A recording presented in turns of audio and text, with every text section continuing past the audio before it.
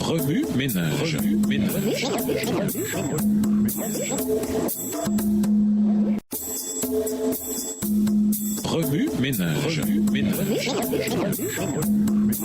Bienvenue dans votre émission Remue ménage. Nous voilà un son de mercredi. Invité. Implication de la croyance en l'immortalité de l'âme. La croyance en l'immortalité de l'âme a plusieurs implications dévastatrices qui ont un impact sur notre relation avec Jésus. Premièrement, la doctrine de l'immortalité de l'âme glorifie la créature plutôt que le Créateur. Apocalypse 14, verset 7, qui seul possède l'immortalité.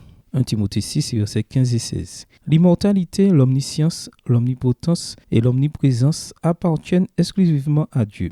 Si l'âme de l'homme est immortelle par nature, pourquoi Jésus devait-il vivre et mourir pour nous donner ce que nous possédons déjà? 1 Corinthiens 15, verset 3. La doctrine de l'immortalité de l'âme salit Dieu et fait de lui un menteur. Genèse 2, verset 16 et 17. Et de Satan, un diseur de vérité. Genèse 3, verset 4. Dieu a dit, tu mourras. Satan a dit, pas du tout, vous ne mourrez pas. Si notre âme est ce qui compte vraiment, pourquoi serait-il nécessaire de prendre soin de ce dont nous allons de toute façon nous débarrasser à la mort? La Bible enseigne que nous devons prendre soin du corps physique parce qu'il est le temple du Saint-Esprit. 1 Corinthiens 6, versets 19 et 20. Et Romains 12, le verset 1. Et que la santé de notre nature spirituelle dépend dans une large mesure de l'état de notre nature physique. Le corps est le seul intermédiaire pour élever l'âme et former le caractère. De là, les tentatives de Satan pour affaiblir et dégrader nos forces physiques. Son succès dans ce domaine lui assure la possession de notre être tout entier. Si une puissance supérieure ne maîtrise nos penchants, il causera sûrement notre perte. Texte tiré du livre Conseils sur la nutrition et les aliments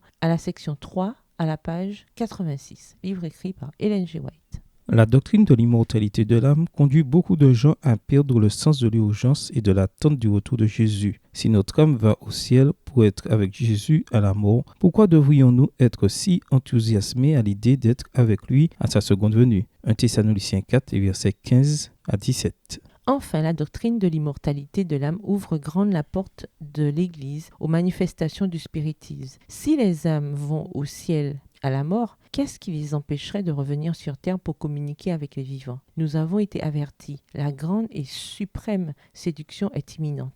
L'Antéchrist va opérer ses plus grands prodiges sous nos yeux. La contrefaçon sera si parfaite qu'il ne sera possible de la démasquer que par les Écritures. C'est en effet par ces dernières qu'il faut éprouver la nature de chaque déclaration et de chaque miracle. Texte tiré du livre La tragédie des siècles, chapitre 37 à la page 521, livre écrit par Ellen G. White. Remue ménage, méditez de nouveau Genèse chapitre 1. Où voyez-vous Jésus dans ce chapitre? De quelle façon la croyance biblique en l'âme, le corps et le soi influe-t-elle sur votre définition de la santé, sur votre motivation et votre mode de vie en matière de santé? Que nous dit Jésus par ce texte? En quoi voyez-vous Jésus différemment ou le voyez-vous de nouveau? Comment réagissez-vous en voyant Jésus de cette manière? Au revoir. Et à demain si Dieu veut.